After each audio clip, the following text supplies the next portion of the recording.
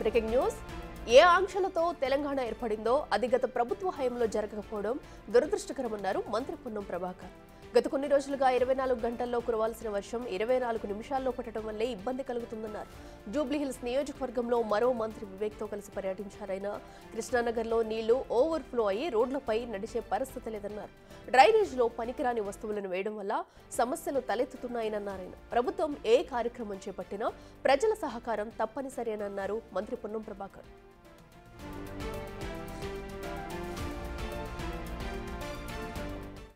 దీనికంతా గత 10 సంవత్సరాలుగా ఉమ్మడి రాష్ట్రం నుంచి వేరుపడ్డ తర్వాత జరగాల్సిన హైదరాబాద్ అభివృద్ధి జరగకపోవడం వల్ల ఆనాడు ఏ ఆకాంక్ష కొరకైతే తెలంగాణ కోసం కొట్లాడుకున్నామో తెలంగాణ వచ్చిన తర్వాత రాజధాని అయిన హైదరాబాద్లో ఉన్నటువంటి పరిస్థితులు చూస్తే దురదృష్టకరం.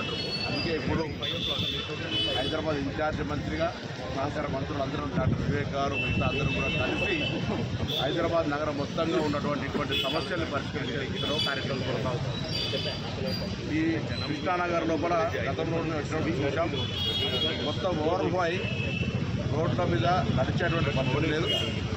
జిహెచ్ఎంసీ తరఫున, అదేవిధంగా వాటర్ బోర్డు తరఫున, అదేవిధంగా హైదరాబాద్ తరఫున ఇక్కడికి వచ్చి వాటిని ఏ విధంగా రివైవ్ చేయాలి, ప్రజలకు ఇబ్బంది లేకుండా డ్రైనేజ్ కానీ అన్ని వాటర్ అంతా కూడా వాటర్ ఫ్లో వర్షం వాటర్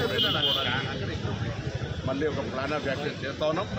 ఎక్కడైతే ఎల్షేప్లో మొత్తంగా వాటర్ డ్యామేజ్ అవుతుందో ఓపెన్ డ్రైనేజ్లో కానీ అండర్ డ్రైనేజ్లో కానీ పూర్తిగా ఇబ్బంది అవుతుంది. ఇదే సందర్భంలో ప్రజలందరూ కూడా కోరుతా ఉన్నాం, వాళ్ళకు సంబంధించిన పనికిరాని వస్తువులన్నీ వేరే ఎక్కడన్నా వేస్తే బాగుంటుంది కానీ తీసుకుపోయి డ్రైన్లో వేయడం వల్ల కవర్డ్ డ్రైన్ లోపల జామ్ అయ్యి వాటర్ ఓవర్ఫ్లో అవుతుంది. దయచేసి అర్థం చేసుకోవాలని కూడా ప్రజలను కోరుతున్నాం. ఏ కార్యక్రమం చేసినా ప్రజల సహకారం కావాలి.